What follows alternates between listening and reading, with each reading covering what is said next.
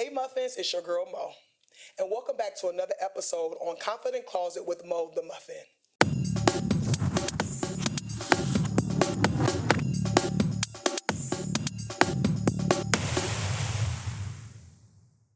Today's episode, you are in for a treat. We're talking about designing confidence. And when I tell you the designer is in the room, let's just say the designer is in the room. He is the creative director at JW Finish, leveraging over 16 years of experience in both women's and men's wear.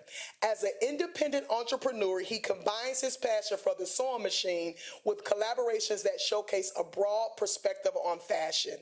Muffins, will you help me welcome Mr. JW Finish himself, Mr. Joshua Walker. Hey, friend. Hey, beautiful. How are you? I'm doing good. How you doing? I'm doing good. You doing I am good? doing very well. I'm happy you brought me on. Listen, when I tell you, I don't know about you. I am so excited, to have you here to pick your brain, to talk all about design and confidence. How do you feel? I feel good about it because I get a chance to express myself. I get a chance to give you the knowledge base behind fashion design, and then to also allow people to actually hear me in person, because people have never heard me over social media. Oh my goodness. Any platform. Any platform. Okay.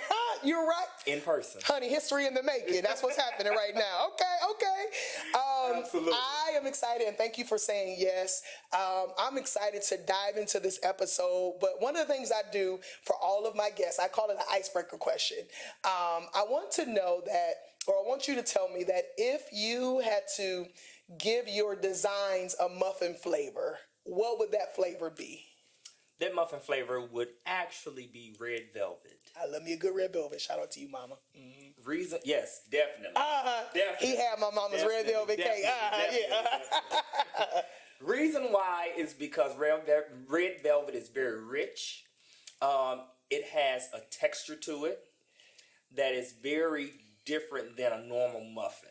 This is true. So that would definitely be the muffin choice that I like. And red velvet is my favorite. I like red velvet cupcakes, cakes. Cake, I know. Wait. If you can make red velvet bread, I would eat it. He said red velvet. Listen. Because that's one of my That is my favorite too, yes, friend. yes, absolutely, Okay. absolutely. All right, I like that, red velvet. All right, so let's go ahead and kind of dive in.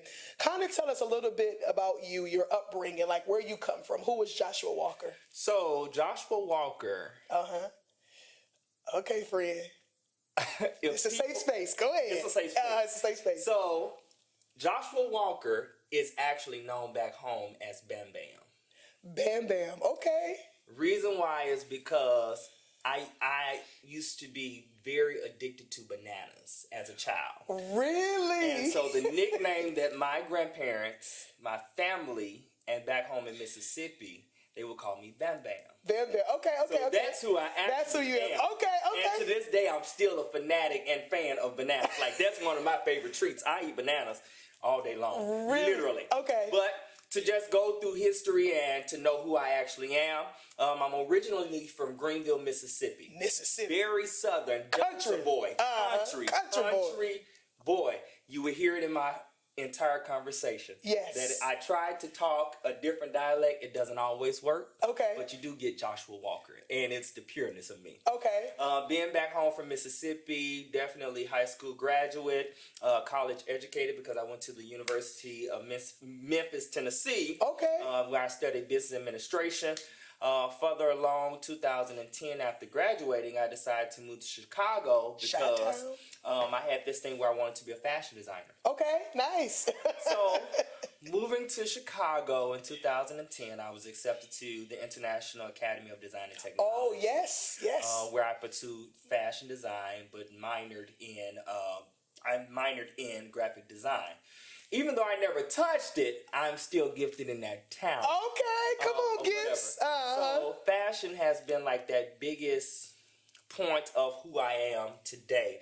Watching my mother sew, who is actually a well-known seamstress, phenomenal. Wait, so I didn't know that. Yeah, a lot of people don't know, but my mom back in the day, she used to actually make wedding gowns for a company back in Mississippi called S. Goodman. And so it's wait a minute. So like is it what they say like it runs in the family? So it runs in the family. It runs in Okay, the family. okay. So anytime I need any assistance or anything, I just call my mom. Hey girl, I need you. Now how you do? How do you do this? How do you do this? And so it's like a family thing, which I actually love because it bridges the gap and it builds a better relationship between a mother and a son. Yes. I am the son. Well, no, not just a son, but I have one sibling who is my sister. Okay, yeah. Kim, and then I have a niece who I love dearly, Gia. Yes. Family is very small. Small. Okay. Family is very, very small. Yeah. So we try to keep everything in house. Okay. Now the funny part about it, out of all the daughters, out of all of the nieces, I am the only grandson. Really? So I have a very small but big family, but I'm the only grandson. Okay, That's so the funny part. that's So I'm a little spoiled, but not spoiled. okay. But I'm also the man of everybody. Okay, I got it. So I do want to go back a little bit. So you talk about your mom being, like sewing. Like, did she teach you how to sew, or like how to? I watched my mom sew. She didn't teach me. Okay. But I watched my mom sew. And in those moments where we were not together or I didn't see her, I would touch the sewing machines or I'd play around with the sewing machines. Got you. And that's how I actually build a passion for sewing. Now, the funny part about it. What? I didn't want to be a fashion designer. Really? No. I actually went to school and got an associate to be a mortician. You wanted to play with the dead people? I see dead people. Because back home, my mom actually she worked for a funeral home called Repton Funeral Home. And she was a makeup artist and she also was a cosmetologist. Shout out to Mama. Seamstress, she was makeup artist, and cosmetologist. Shout out, Mama. We love you. We love you. So that's what I really wanted to do. I wanted to embalm people. Oh my God. He wanted, yes, Lord, that's what I wanted to do. I would have never even guessed that. And so literally, after going to the University of Memphis, I said, well, okay, I don't think I want to be a mortician. I want to go to school to be a fashion designer. Do you feel like, was there any moments like earlier in your like childhood outside of you seeing your mom make stuff where you just would see stuff and like have an eye for it? Absolutely. Okay. Back home in Mississippi, my style of fashion, and this was back in 2000, early 2000s. Okay, yep. I dressed different. I looked different. Yeah. I had a different perspective on fashion because keep in mind, I'm from the South. I mean the South, like Mississippi. Mississippi. Yes. You didn't have anything too advanced. This is true. So we literally had to pull from here and there to actually create what we wanted. You know what I mean? That makes sense. I was wearing stuff that people would definitely not wear where I'm from. Yes. You know what I mean? Different haircuts, different eyeglasses, because I've always been in eyeglasses. Okay. I didn't touch contacts until this year. Okay, got you. Everything about me was definitely different when it came to just the whole perspective of fashion. And you know what? It's funny you say that because you're right, especially in like Mississippi being the South, very country, very rural in some areas. Absolutely. So you can't just go to Macy's. You can't just. Oh no, you didn't have Macy's. You had no Macy's. No. What y'all have, friend? We had Steinmart. Oh, I remember Steinmart. Okay. Yes, Goodman. I never heard of it was a suit store called Looking Good. Looking good. Looking good. And when I tell you can go in there and you can take $75 and come out looking good. Okay.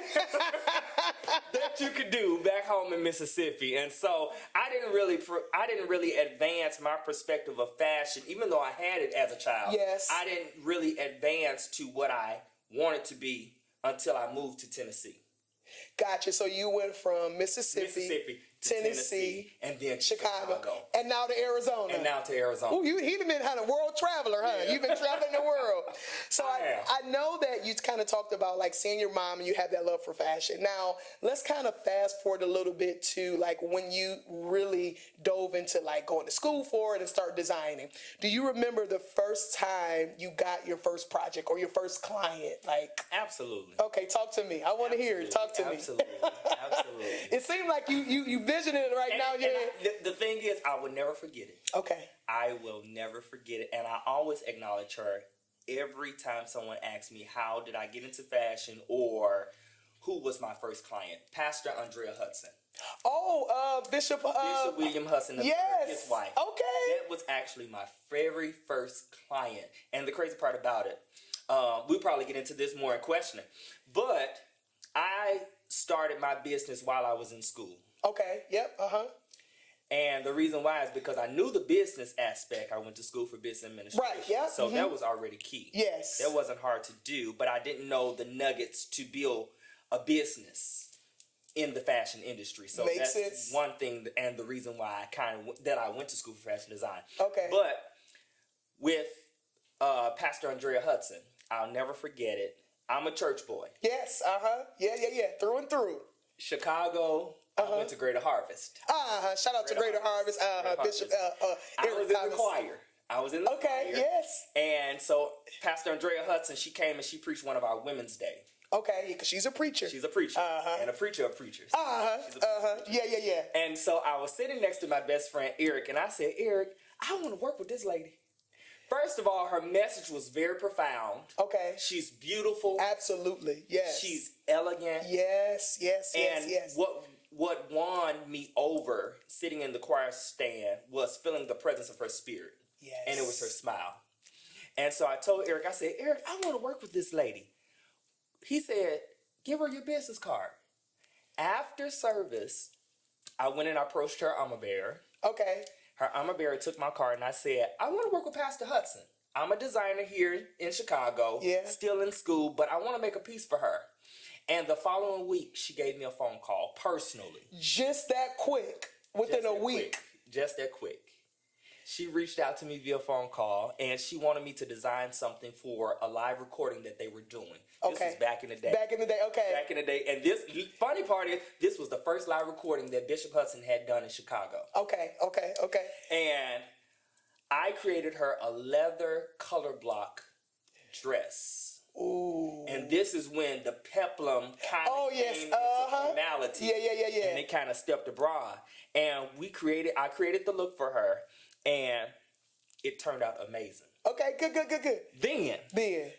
I don't know what it looked like now. Okay. Or what it would have looked like now. Okay. But that was the first piece that I created, the first client that I ever had, and we have been working together ever since. I was about to say, she's still one of your clients. And she is still, and at the end of the day, I still will always respect her and acknowledge her as being my first client. So when she calls me, I make myself available because, again, not knowing me, not ever meeting me, but accepting my business card and giving me a call personally, that speak volume. Absolutely, because she could have been, especially she could have ripped it up. She could have, and I know people that they will. And be like, and have ripped it up. You know what I mean? But to literally not know someone and to literally step out on faith and to just accept me, I was like, okay, let's work together. And she didn't even, because she could have said, have her adjutant call you and kind of screen it and filter she could have went she could have went the whole 9 yards. She could have. Called. Like, okay, let me check it.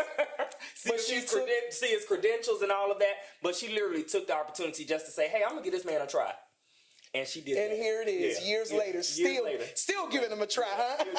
Still giving him a try. When did you realize that being a fashion designer is what you really wanted to do? Again, it was a childhood thing. Okay. It was a childhood thing. And I'm all about predestination. I think it was ordained by God.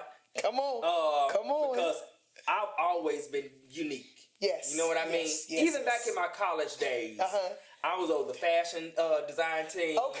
I used to have fashion shows. Really? Like, I mean, Friend. It was funny. If I show you some of the pictures back then, I'll be like, no, wait a minute, really? Now, hold on, friend. Hold on. That's it was too much.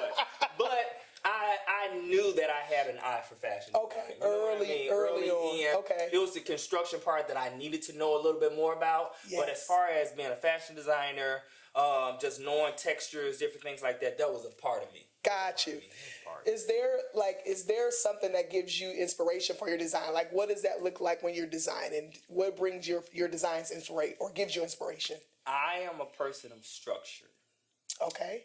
Any piece that you practically see me design, there is something that I have visualized as far as from buildings to cars to foods. I used to be a fanatic for plants.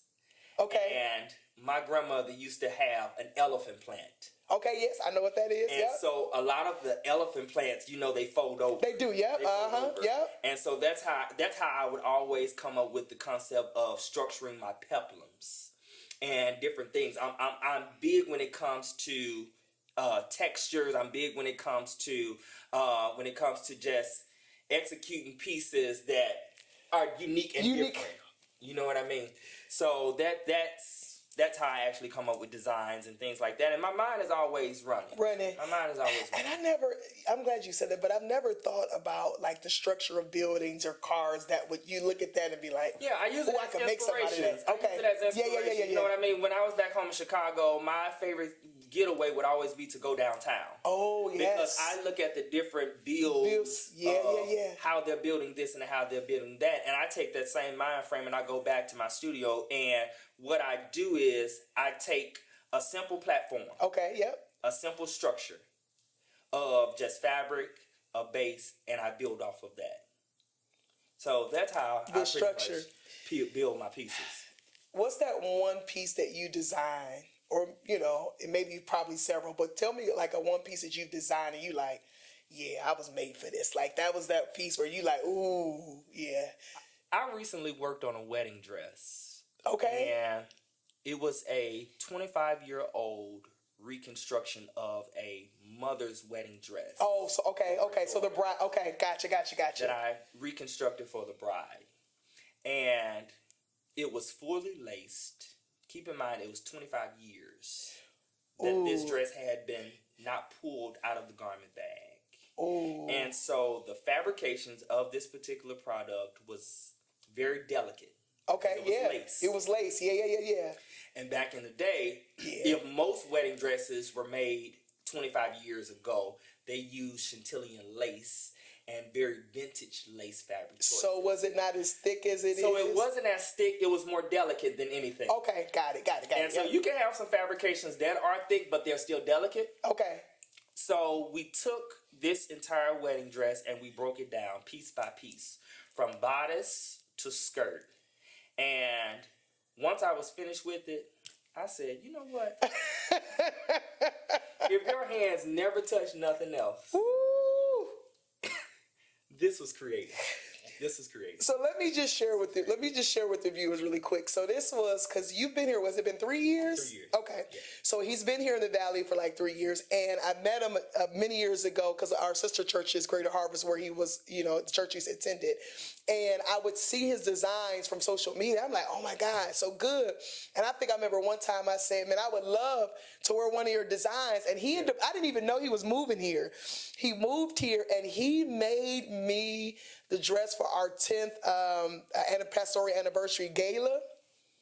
And you whipped it together in seconds. I want to say it was literally like a couple of days. I tell you, honey, I had to pray for my humility when I put that. I was like, Lord, don't let me think more of myself than I ought to. I had to have a pep talk. But the funny part about it, we never took measurements, remember? Oh, and you're right, we didn't. We didn't even take measurements. And when I tell you, I still look at that picture of me, a picture of it, and I'm like, it was dramatic with amazing. Yeah. Like he is, again, I know that was his, but mine was, if you don't never touch another thing, honey, that gown for that gala, oh yeah, it was winning.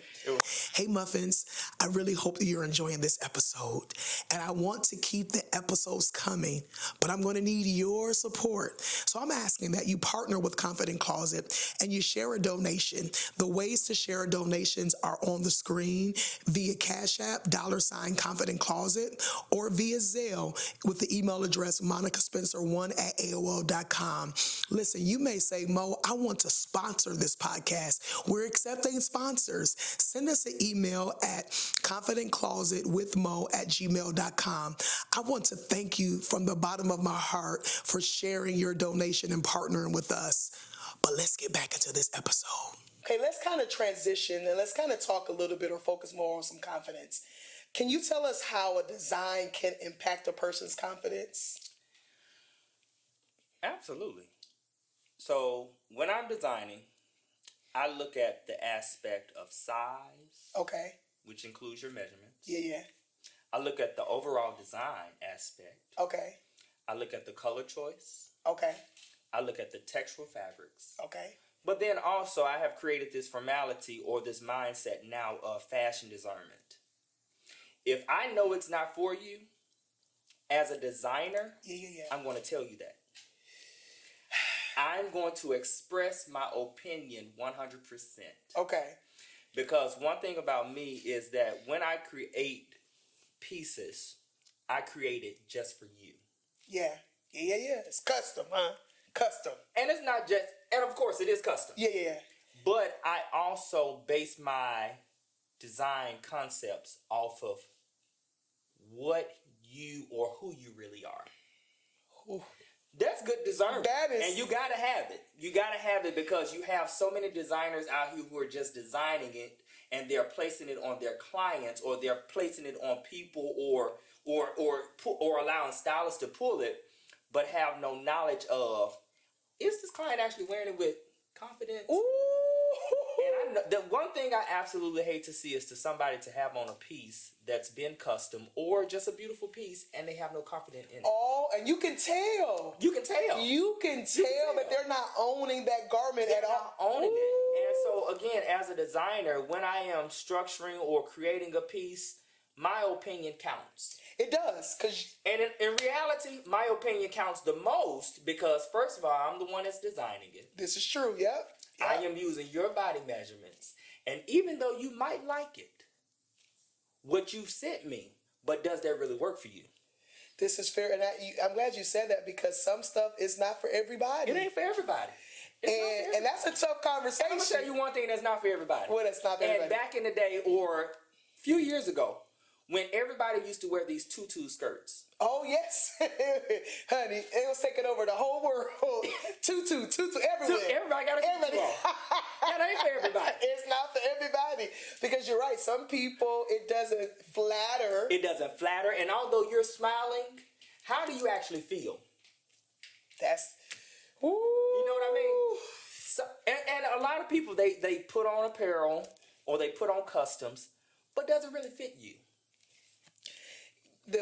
One of the things you said that I think that really stuck out to me is that having the discernment, like that's very key because we are in an industry now, especially in the design space, in the fashion industry, where people are money hungry. Yeah, you're just designing just because the dollar is good. The dollar. You can be like, all right, a custom piece is $500. Well, that's a quick $500.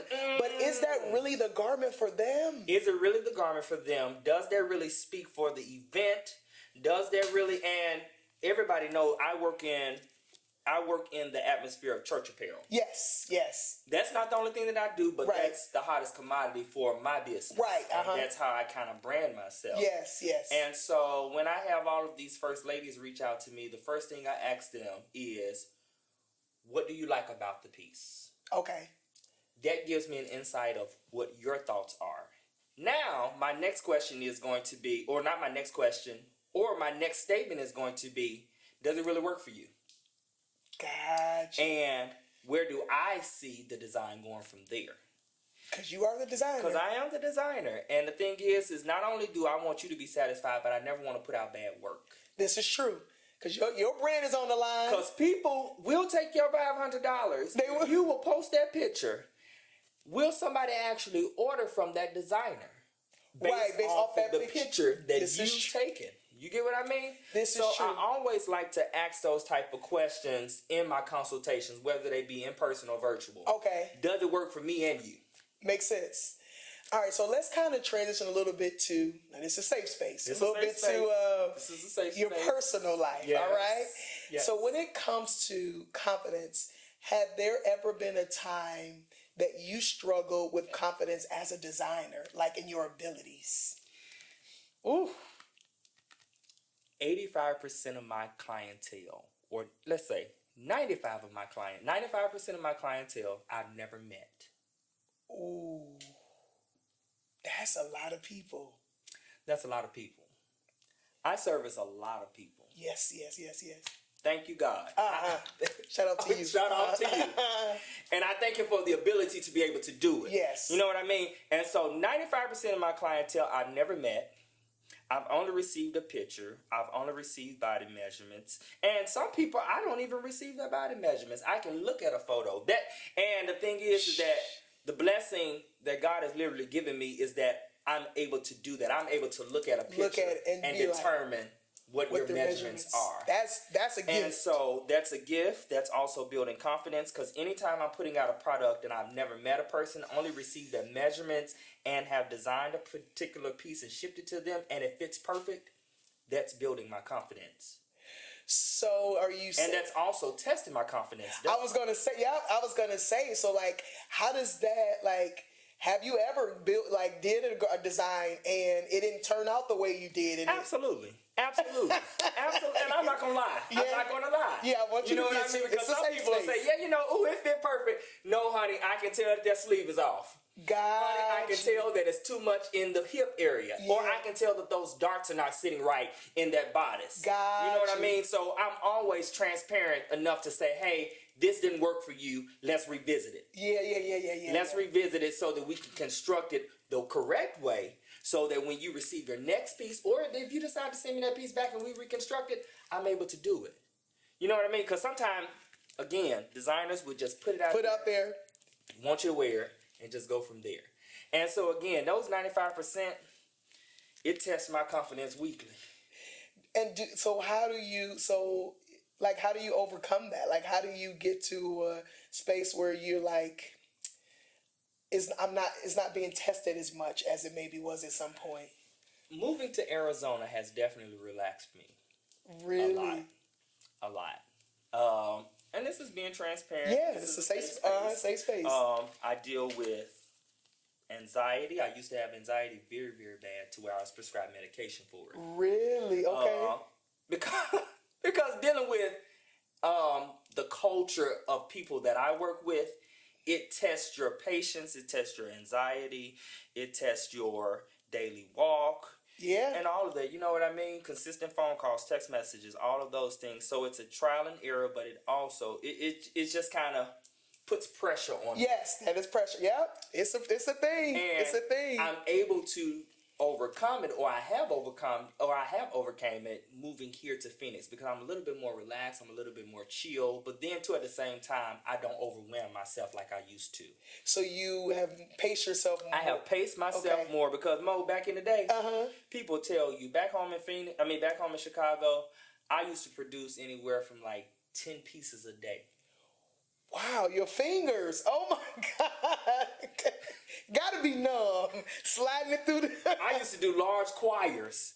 I used to do large wedding parties. All of that. And so now I have come to the realization, as I'm getting older, even though I'm 36, I'm still growing. Yes. I am more mature now. Joshua, you cannot do it all. You can't. Yep. You got to listen. The power in the no. So pacing myself and saying no has definitely not only built my confidence, but also have kind of made me more solid in creating. Right, because you don't have so many things to do, so you can really focus. You know what I mean? Yes. And the thing is that I've always put out beautiful pieces. Yes. I cannot knock and say that. It's beautiful to me. It's beautiful to clients. Yeah. It might not be beautiful to clients. You know right. What I mean? So you're like, you know what I mean? It might not be for everybody. Right. You know, and I can say, and I can accept that. But I have come to the knowledge now of pasting myself to where everything that I put out now, I want it to be beautiful. Yes. And not only just beautiful, but one of a kind. Yeah. I like one of a kind pieces. A lot of my clients always ask me, or people reach out to me and say, hey, can I get this? That outfit or that design you already put up for somebody else. You can't get it. Sorry. You can't get it. It's one and done. Because I focus my mind and my attention is on that particular client, on that particular design. Yes. And that's who I want to wear it. So let me ask you this. Yes. I have been enjoying this. Episode. I don't know about you. This has been so good. Some good insight. You hear me? I'm hearing you, and the viewers are hearing you. Yes.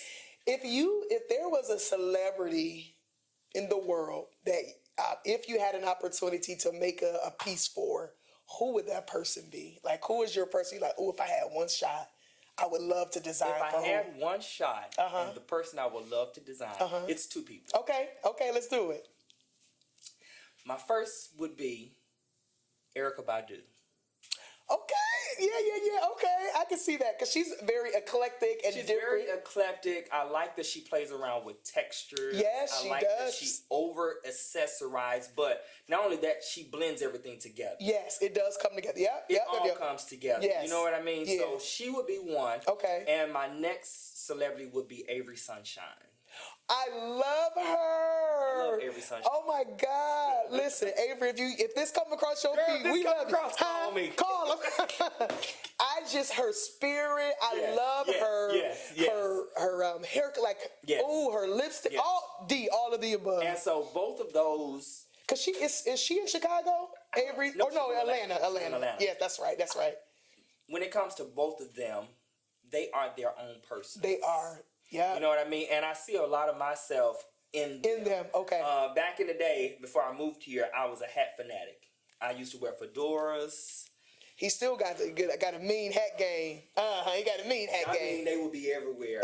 And so that's the thing that I love about Erykah Badu. She's very unique and different. Yes. Yep. Avery Sunshine, she's very relaxed, but she likes to wear these shawls. She and things. do. And I'm a big shawl person. I love shawls. I love scarves and all of that stuff. We can't do it out here. We can't do It's hot. But those are the two celebrities that I would definitely work with. I love that. All right, so this is the part of the show where we do a this or that segment. And this is going to be the designer edition. So I'm going to ask you to give you two options. You choose one of them and tell me what you prefer and why you prefer it. Let's go. All right. Fabric shopping or sewing? You got to pick one. No, it would be sewing. Really? Yes. You would rather see, and I love looking at fabric. You rather I like looking at fabric, but how I shop for fabric, I don't really shop for fabric because I know what I want. Gotcha. Okay. So, and that's in anything I do. When I go, because I don't like stores. Gotcha. I don't like standing in line. Yes. I know what I want. I'm going for what I want, and that is that. I'm gonna get in here. Get on out. Cause I'm on time. Okay. I'm on time. And I got to get the FedEx before 6:30 before they close. You got to ship off that garment. Whatever. Okay. I already know the night before this is what I'm going for, so I would prefer to sit at my sewing machine because that's my safe space. Okay. All right. So trends or timeless classics? Timeless classics. Why? I don't follow trends. You heard them. Timeless classics are originals and they last long. This is and they are placed in a status of vintage apparel. We follow trends because we see somebody else do it. That's right. You know what I mean? Somebody else started it. Yeah. But those timeless classics are one of a kind, unique, and you may not ever see it again. This is true. Okay. Sketching or draping fabric? I like both. Really? Okay. I like both, but in order to drape, you have to sketch. Okay. So it's sketching. What do you visualize and what do you see? Right. Now, how can I take this from this paper and this sketch and put it on a dress form and a mannequin? So there are steps. You got your sketching, you got your draping. From your draping, you build patterns. From your patterns, you lay down your patterns onto your fabrics. And then from there, you have the overall look. Okay, I'm learning so much on this episode. All right. Would you prefer creative freedom or the client dictate what you gonna make? I always give this disclaimer to any of my clients. Okay, what? We gonna take your look, but we gonna put the JW finish too. Come on, he said. I'm gonna sprinkle that JW on there. People send me an inspirational picture versus whether it's being mine or something that they've seen over social media, catalog, or whatever. I like the creative aspect of allowing me to free flow. Okay. Because again, you may send me something that might not fit your bust. Right. Right. And because you won't stop eating, we gotta figure out that stomach part. This a free. So you gotta add your little JW So I got finish. to add something to it. Okay. You know what I mean? Because again, if I want you to wear this, if I want you to be seen in this, and if I prefer for you to be seen in it, I want it to look right. Okay. That know makes what I mean? sense. So give me the creative space to just do me. To do that. Okay. Do me. Perfect. Well, I have really enjoyed this episode. enjoyed me. Absolutely. I didn't realize all that goes into when it comes to design, because you see the finished product, but you don't know what goes behind the scenes. Before we end, I want you to talk to the camera, and I want you to talk to someone that may be thinking about becoming a designer. Like, what advice would you give them? Uh-oh. He's speechless, y'all. I'm not speechless. I just want to be wise in my work. Okay, go ahead. My word. Be wise, I would definitely say we live in a fashion environment now where everyone feels like they can either be a stylist or a designer. This is true. And I've been doing it for a very long time, not just with the educational piece, just not with the clientele, but as a child. It's not always for everybody. Yeah. And if God has not blessed your hands to do it, don't touch it. Yeah. That's my biggest review and advice to anybody. Allow him to lead you, allow him to show you, and then he'll perfect it. Yeah. I'm good at what I do because it's what I'm gifted to do. Yes, this is true. But for you, and for many people who may want to pursue that career, I always tell people, get the clear understanding, get the educational piece of it, so that you'll be able to produce perfected garments. Well, Muffins, you've heard it from the designer himself.